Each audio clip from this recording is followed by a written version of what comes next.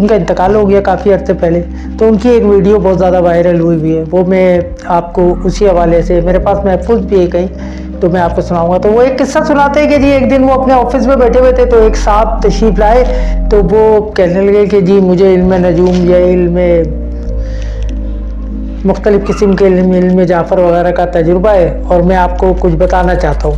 तो कहने लगा, मैंने उनसे साफ कहा कि जी मैं इन चीज़ों पे बिलीव नहीं करता और ना मैं इन चीज़ों को समझता हूँ। कहने लगा मुझे आप 5 मिनट तो दीजिए। तो वो मेरे सामने ऑफिस में बैठ गए। बैठने के बाद वो मैंने अखलाकन उनसे चाय वाय का पूछा, तो उन्होंने मेरे सामने एक चार्ट बिछाया जिसमें मुख्तलिफ़ चीज़ें, जैसे शतरंज के 64 खाने होते हैं, ऐसे मुख्तलिफ़ खाने बने हुए थे जिसपे मुख्तलिफ़ चीज़ें, मकसद कहीं घोड़ा, बल्ला, गेंद, हॉकी जैसे इंतखाबी निशानात के लिए होते हैं, इस किस्म के कुछ निशानात बने हुए थे।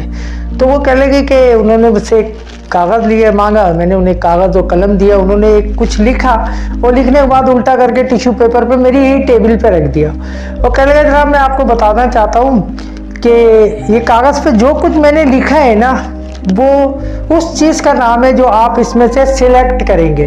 अब आपको आज़ादी है, आपकी मर्जी, आप कोई भी एक निशान जो है उस पर उंगली रख दें और वो यही होगा जो मैंने पेपर के अंदर लिखा है। मैंने कहा मेरा तजस्सुस बढ़ गया, मैं बहुत हैरान हुआ कि ऐसे कैसे हुआ।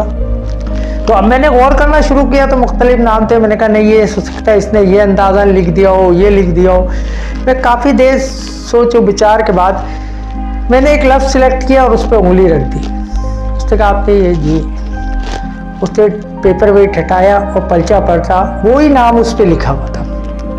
मेरे लिए बहुत हैरत अंगेज बात थी। तो कहने लगा नहीं जी ऐसी कोई हैरत की बात नहीं, ये कुदरत है, यही तकदीर है कि जो आगे होने वाला है वो सिर्फ बता सकते होगा वही, आपने सिलेक्ट यही करना था, कुछ भी कर लें आप।